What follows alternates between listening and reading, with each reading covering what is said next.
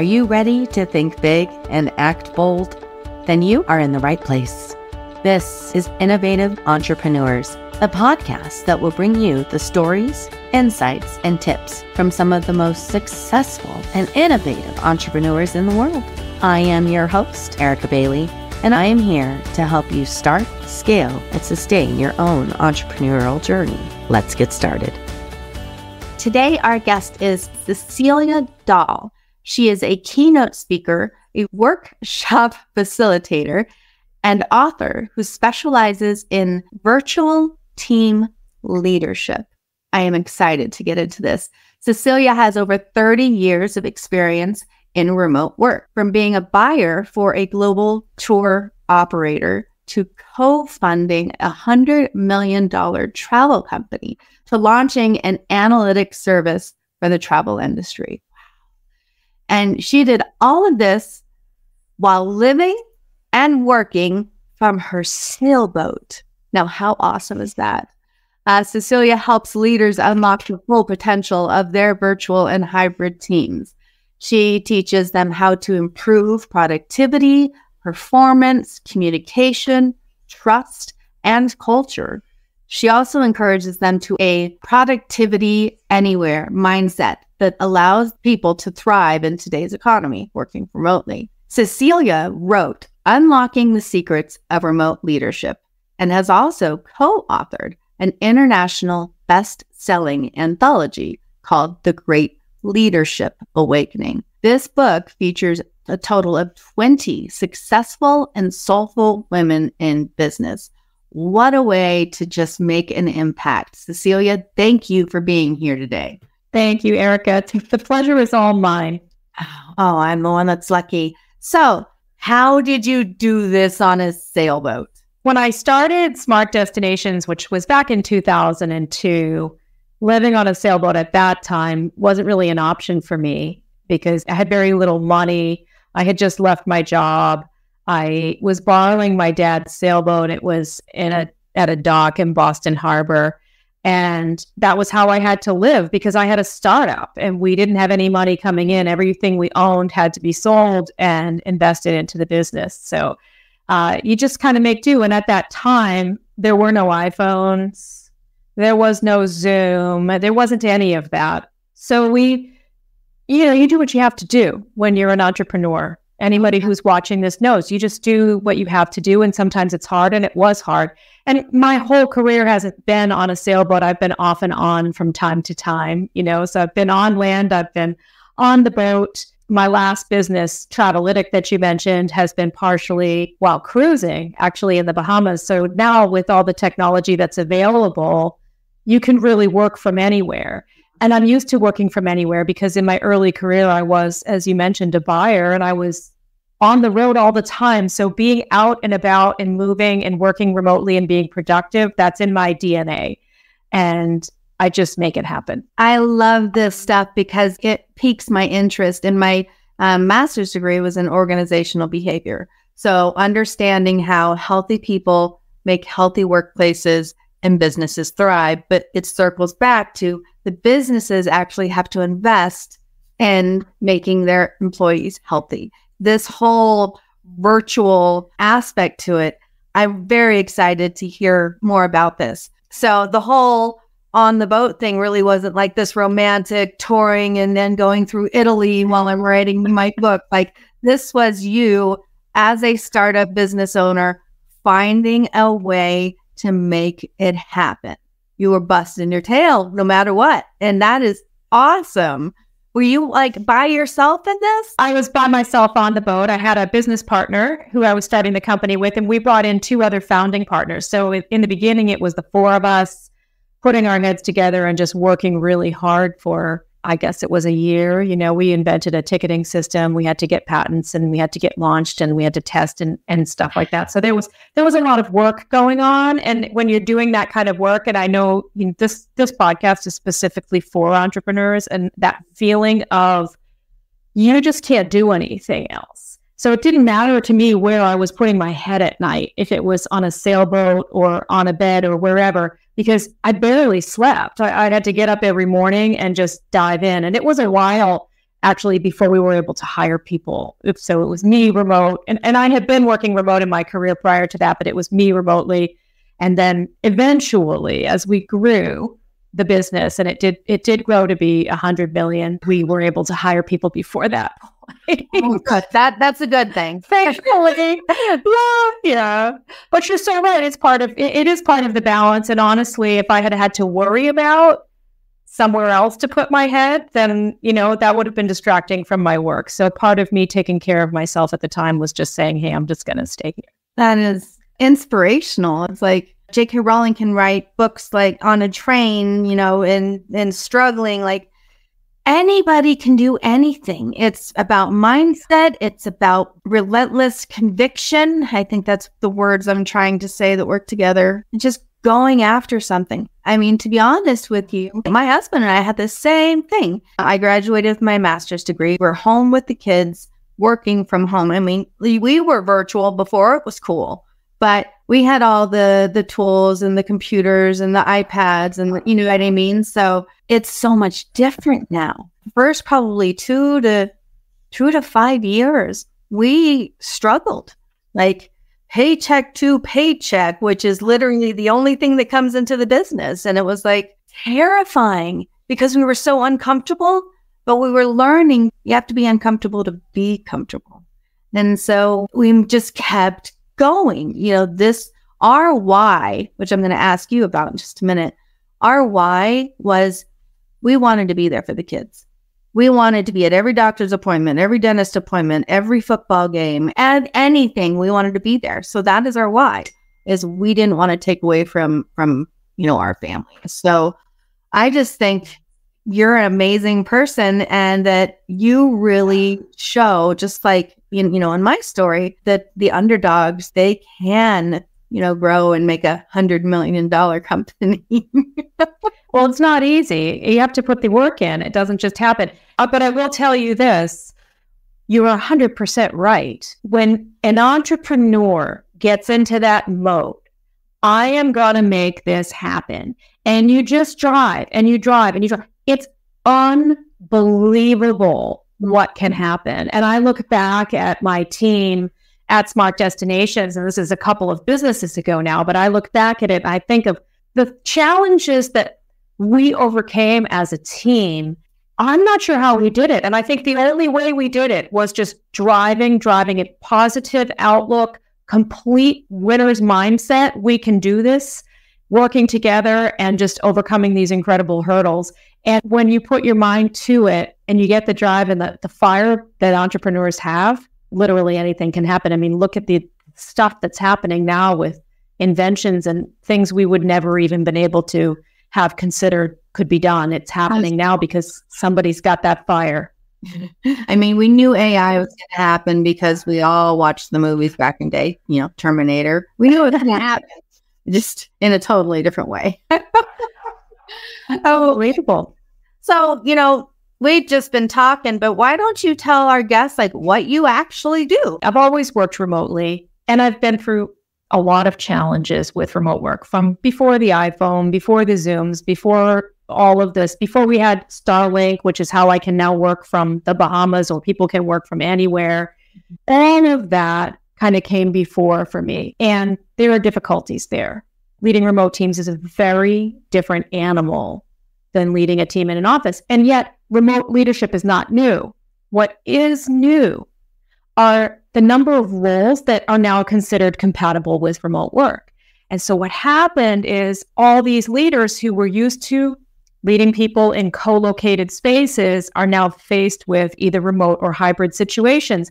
And it's tough because you can very easily, people can slip away, they can get distance, they can get detached, there's poor engagement, and pulling that all back together and creating a workspace that balances this sort of autonomy and accountability while creating this meaningful relationship between everyone, it's a whole new skill set. Mm-hmm. And in the pandemic, I really started to see people struggling with this. And many reached out to me, of my own contacts that I knew at the time, saying, this is something you've done for a very long time. We're now thrust into this because you didn't have a choice.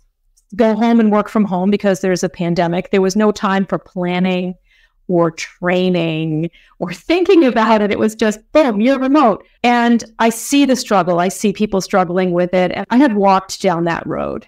And I walked down it in a way where I, didn't have the benefit of someone like myself who came before me to say, here's what you really need to do to make this work. And I could have saved a lot of time and grief if I had that. Learn from somebody else is the thing, right? Right? That's the thing. I mean, how can I help? Because I can tell you what, there is literally, I'm sure, no situation someone can tell me with a remote team that I haven't encountered at one point in time in some form or another. And that's why I started, and I don't know if you've seen it, but I started a YouTube channel called Dear Cecilia. Oh, come on. I was going to ask about that. I saw that on your website. So tell me about that. Yeah. Well, I've just been talking to people about remote leadership, and they ask me questions. What do I do in this case? How do I handle this? And I was thinking to myself one day, I feel like Dear Abby, and then I feel like, Dear Abby, I should start something like this, because sometimes you just have a question about what's going on your team right now. Maybe there's a conflict, or maybe you're trying to figure out a pivot, or people are jiving or gelling and you can't get, the group to kind of function. So you can visit my website, and I have a Dear Cecilia page, and just write me an anonymous letter. And then I pick one every month and answer whoever wrote me, because I just want to help, I guess, right? Exactly. It's how can I help? I mean, right. That's amazing. So other than being amazing and offering these services to everybody in the world and answering these questions that, really plague people, how does your job work? Well, I do work with leadership teams of corporations where they have either remote or hybrid teams, right? To get an assessment of how are things going. And sometimes they're working really great in some areas, and then there's other areas where they could need a little boost. So we go in and do a little assessment, and we talk about how to plan to kind of get the whole team really as productive as possible. So I do consulting inside companies. I also run a workshop, and I'm going to be launching, I have a couple of workshops that are posted on my website now, but I'm actually launching the Remote Leadership Lab, which will be coming out later this year. And that's a whole series of workshops and classes that I will run inside companies, or at maybe a leadership conference if the company has a conference. And then there's segments of that, a free workshop on how leaders of remote teams can use AI to help improve their own productivity and communication and assess engagement and get their team working well together. And I'm doing some live demonstrations on that. And that's also part of the Remote Leadership Lab, is what can AI do for us as remote leaders to help us improve our productivity? So all of that's encompassed in the Remote Leadership Lab. And then, of course, I do speak professionally at conferences and such. As a marketing company, we need to stay up with the cool people, right? We need to understand what's out there. We need to work within the systems that are available to us now. So we use a lot of different AI programs to help us. And I think people are really scared that this AI resources are going to take their jobs. But in my opinion, I think AI only helps improve us. And that is where it would go. Yeah. We need people. We need people to work with the AI in order to put out, beautiful content, or ideas for imagery, or you can just sit there and chat with Jasper and, you get ideas. It's amazing. I think these tools will only make us better. I don't think that they're going to take away our jobs. And I'm interested to what you quickly think about that, and then we'll get to your webinar. Yeah, well, I'm in agreement with you. I'm in your camp on that one. I do think that there are some roles that might be changed. I don't think that all roles are going to remain the same, but I absolutely 100%. I don't think AI is replacing anybody's creative, original thought, because AI doesn't have original thought, right? So we're always, as humans, going to have that. And I always find when I'm working with AI that it's a tool to augment what I'm doing, help me save time, and see things, maybe gather things that I wouldn't have otherwise time to sort of get on my own. But I always have to apply my own knowledge to it. I can't just take it at face value. I always use my own knowledge and my own creative original thought.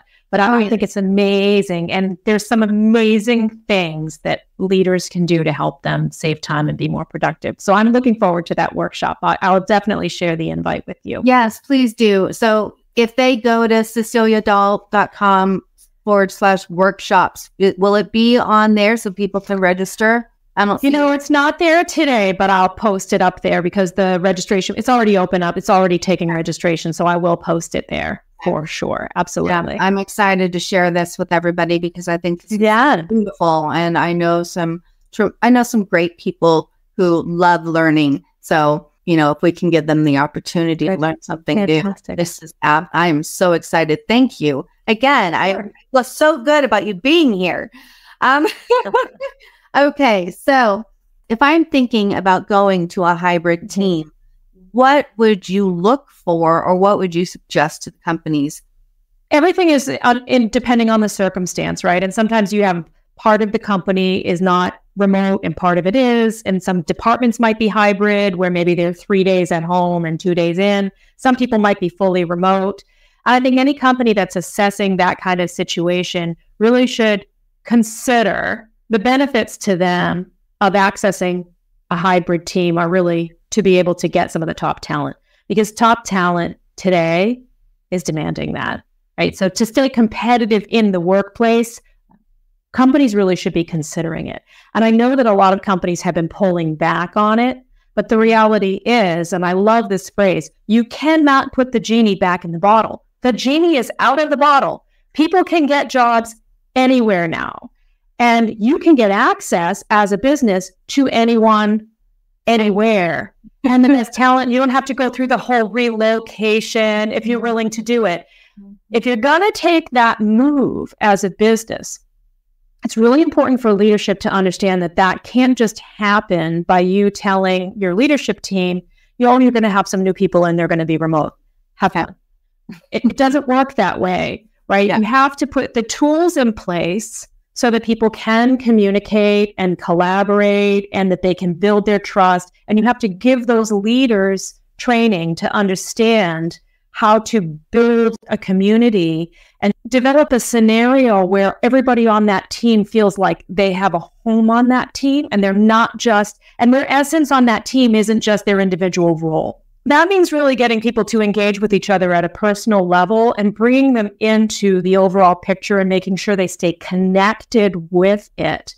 Because people will feel, when they feel like they belong in a community, that's when you're going to get that engagement. And when they feel like they understand what their purpose and what their role is and how it plays into the overall goals of the company, that's when you're going to get that engagement. You have to create those connections.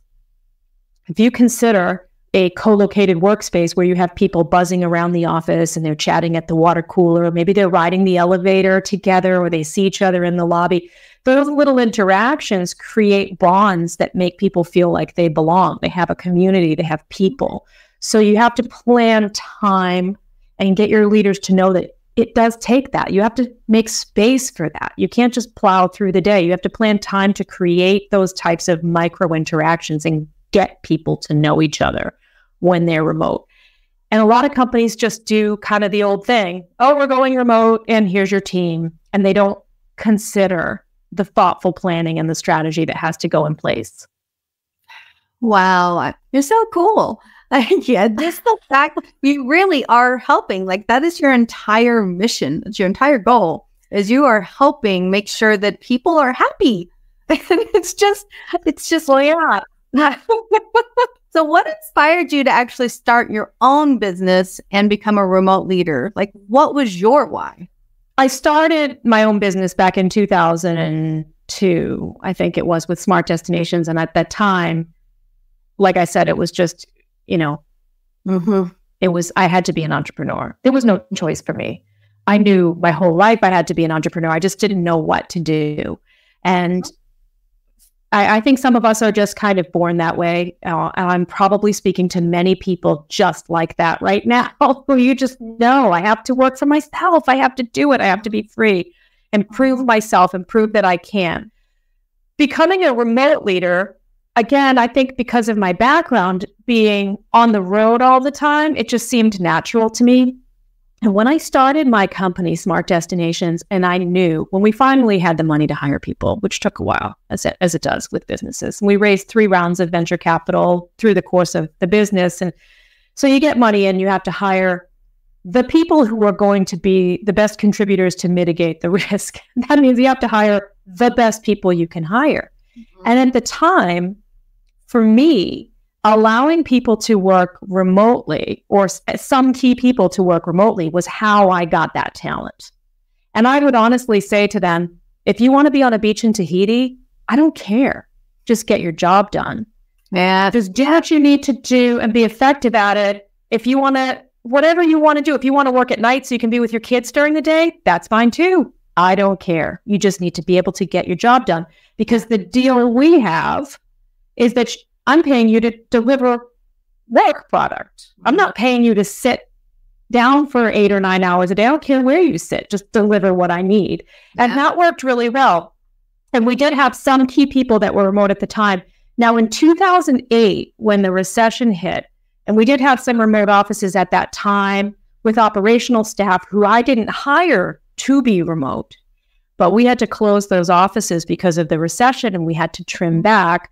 I was terrified because I just like the people who faced the pandemic. I didn't have time to plan for it. I thought we really needed those office spaces. I thought those people had to have a place to come to work. We needed a place to put our stuff. We needed places for our clients to be able to walk up and knock on a door and have a physical presence. I was not ready for that. And I thought, we're done. The business is done. We'll never make it. I don't know how to handle this. It was a learning process, but at the end of the day, looking back, cutting those costs and resetting the team to all be remote was the best thing that ever happened to our business. It is the reason we came out of that recession soaring. And, well, not the only reason, but it's one of the key reasons we came out of that recession soaring. And it was one of these situations where, again, I look back now and I see people facing the pandemic or the potential of maybe going remote and having fear, because it's the fear of the hard work it's going to take, or the fear of my culture won't survive, or whatever it is. It's not easy, but it can be so powerful. Yeah, simple, but not easy. Sounds simple. It sounds simple. And so I got into the remote leadership training during the pandemic because I had a travel business, which I still have. I still have an analytics business, that Travalytic, that is also something that I operate. But at the time, it kind of paused. And I realized where I can be helpful is really with all of these people who are struggling to deal with the new reality in the workplace, which is here. Yeah. And I know my stuff with remote teams because I have learned through painful lessons and wonderful lessons too. You know, we were very successful, so I had the benefit of that. I mean, I've been remote, like I said, since it was cool, but it was all in the digital age. Me personally, I just got a office, but it's really just so that I can get out of the house. And, you know, I'd still, anything I do is remote. I can work from anywhere. I can work from anywhere on my iPhone, and I love it. And, you know, you get the job done no matter what you have to do. And those are the people you want to hire. Those are the ones that are on the top, right? I think so. And I mean, people can work from anywhere in most jobs now. So why not every job, right? But why not let them? What is the point of spending all this money, aside from maybe wanting to get out of your house, but on giant buildings, you know, just to make people come in and sit their butts in a chair for 8 hours a day so that you can physically watch them. And I think people find themselves trapped in this feeling of the lack of the tangible, visible control over what's going on. And the shift, this productivity anywhere shift that I talk about, is really for leaders to have an understanding that what you really want your people to do is be productive. You don't really need them to just be sitting in front of you. And your mind has to change from you're working 8 hours a day to you're producing this amount, right? And really kind of get your hands around what it is exactly that you need that person to deliver. And that's hard for a lot of leaders because they've tended to have groups of people. If someone's not busy, oh, here, take this project, and you're not busy, here, take this project. And you can physically see who's busy and who's not busy. And tracking that and understanding who's got what kind of workload and what they're producing when you're remote can be a little more difficult.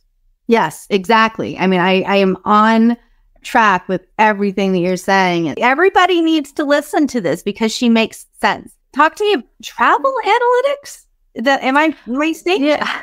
Well, the business is called Travelytic, and it's a joint venture that I have with a team of data scientists in London. And we did develop and grow that business while I was on my sailboat sailing around.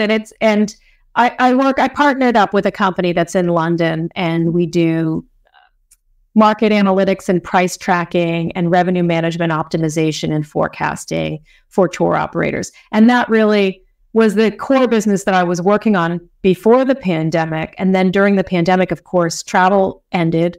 For all intents and purposes, the business really kind of shut down for 3 years. We had a couple of clients that hung on, but it's coming back now. So we're still there. We're still operating. We pivoted to some other verticals, but I do that as well. And now I understand absolutely why it's needed. And I love analytics and trying to decipher all of it. But I did not even think of the travel industry, needing that analytics. But heck yeah, they do. So yeah, it's very competitive and prices are changing left and right. You have to try to keep up with the promotions of your competitors and optimize your revenue and profit. So that's really what we're doing in the travel space now. So from my other consulting. So what are some of the best practices, tools that you use to improve productivity, performance, communication, anything like that? Yeah, well, I'll say this. There's a lot of tools out there. Okay. And what I usually tell people when they're trying to decide what tools to use is that when you're trying to improve anything, communication, productivity, and whatnot, it's not so much the tool that you select. It's how you select and implement it and how much adoption you get, right? Because every tool has its own individual benefits, like project management tools. You can use a million of them. You can use different file sharing services, Google's or whoever you want. The idea is really getting everybody on the same track. Yes. And when you want to have a productive team, it's really about, first of all, communicating what everybody's responsible for. How is everybody going to work together? How are we going to communicate things? Who's going to make decisions? When are we going to meet? And getting everybody on board, and then the protocol for those meetings. Okay. And then how are we going to agree to share our information? So when you do choose your tools, whether it's file sharing or project tracking or whatever, it is about making sure that your whole team is using those tools the right way. So you select, what I usually do is I'll create like a spreadsheet for my clients or whoever, right? And I'll say, what is it that you actually need to do? What does this team need to do? What are the actual functions? Mm-hmm. And then you map out the tools that have those functions, and then you can kind of get a pros and cons. Almost like, have you ever shopped at Best Buy when you choose a bunch of washers and they show the features like that? Mm-hmm. Yeah. Then you select the tool that you want. And then when you implement it, again, when you're dealing with remote teams or hybrid teams, everything takes more time and attention. So those leaders need time to work with everybody and continue to make sure they're supported and they're trained. And when they're out there remotely, sometimes it can feel really distant. So you have to check in and ensure that everybody's kind of following. I have this in my workshop. One of the things that we do is we create a playbook. And I think that's really important for any successful team, where you look at, I don't really like to use sports analogies, but when you look at a successful football team, they have a playbook. They know how they operate. They know when this play is called, the different people in their different roles are going to do boom, boom, boom, boom, boom, and then there's a touchdown, right? Mm-hmm. When you're working on a remote team, because you're so far apart and you don't have earshot, communication, it's really important for you to craft a playbook so that everybody will know how they're contributing to the goals and how your team can stay productive. And if you have that playbook in place, and it goes for communication and project management or all the different areas, if you craft a playbook and everybody follows it, you will be more productive. Communication, this is a big tip. Communication is almost everything. Communication and engagement. It's like you have to get that communication flowing. People have to know how to effectively communicate with each other, because if they don't, if there's communication conflict, people will withdraw and pull away. You can very easily see that start to harm productivity. I could talk about this for hours, but if I had to say, I don't like to advocate for a specific tool, because it really depends on what your team needs to do. Yep. And then it's about how you select and implement it. And then, of course, support communication and support engagement, and make sure your team is getting to know each other so that they can bounce things off each other. Because when you start to work like a cohesive unit and you have a purpose beyond your individual role, everybody's going to start to hum and the team's going to be very highly functioning. Yes. Everybody will pause the past 2 minutes and listen to that again, because there. Okay, so I asked this question to everybody. Who do you think is the most innovative entrepreneur, either in this time or in the past, who has influenced you in your life, who's driven you? Mm-hmm. It is a hard one. I mean, I always look to these mega entrepreneurs like Steve Jobs and Elon Musk. But I guess the reality is that you have to have those unicorn entrepreneurs out there to inspire us to see that anything can happen. But if I had to be honest about who actually inspires me every single day, it's the entrepreneurs that I meet who are taking that step to say, I'm taking a risk, I have a vision, and I'm going to do whatever it takes to make it happen. And those are innovative entrepreneurs. They may not be creating some new product and changing the world, but they're facing everyday problems. And every day they have to throw everything out the window and start again. Not every day, but a lot of the times. It's a roller coaster. And for the people who can endure that and pivot and change and continue to move forward, and for me, that's really inspiring. I've walked that trail and I know how hard it is, and I respect every single person who can toe that line and be an entrepreneur that way. And that's really who inspires me. What a beautiful, absolutely beautiful answer. Okay, well, that was probably the coolest answer I've heard. For your answer to be, it's the people you work with who are trying to be, trying to live their best life and build their life by design. And those are the people who inspire you. And that's just humble and kind. It really is. So how can people get a hold of you? Like, if they want to have you speak or they want to talk to you about, your consultation services, what's the best time to reach you? Yeah, absolutely. So my email address is, I answer all my own emails, cdahl at key360advisors.com. And maybe we can post that somewhere. Also, you can visit my website and just sign up for my newsletter. Every person on my newsletter will be getting an invitation to my free webinar. You can stay in touch with when I launch new Dear Cecilia episodes or updates on my workshops and the remote leadership lab. Of course, there'll be updates on that and more on the AI and leadership coming there as well. So on my website, I do have a subscribe to my newsletter. And that's a great way to stay in touch with what I'm doing and where I'm speaking, like right here on your podcast. Well, I mean, I've really, really enjoyed you. This has been a great, I learned quite a bit, actually. So thank you for sharing your knowledge with me. I really enjoy the whole circle of how you make your business work because of your people. And it has changed dramatically overnight. And so for you to be able to guide businesses and people to make it work for them it's awesome. I mean, you're literally helping businesses, move into the future. So congratulations. That's just an awesome thing that you're doing. So thank you so much for joining us. And I have a feeling we'll talk again soon. I hope so. It's my pleasure. Thanks, Erica. Wow, what a great episode. I hope you had as much fun as I did.